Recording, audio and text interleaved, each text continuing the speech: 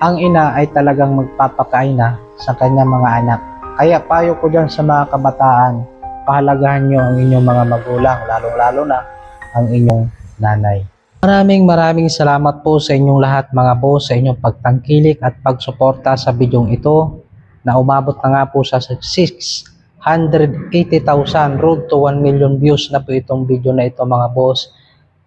Bagamat marami po tayong natatanggap na mga negative comment at positive mga boss, ito po ay pinakita ko sa inyo at pinarinig upang malaman natin ng mga anak kung gaano tayo kamahal ng ating mga nanay, kung gaano tayo iniingatan at protektahan. Kahit pa na itaya ang kanilang buhay ay ayos lang maprotektahan at pangalagaan lang tayo mga boss. Doon po sa mga nakarelate at naka-appreciate sa bidyong ito, maraming salamat po sa inyong lahat mga boss.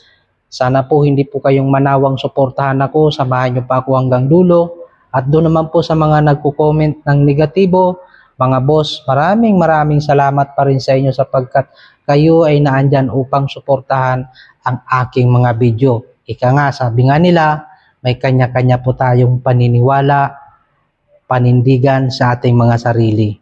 Good luck mga boss at mabuhay po tayong lahat.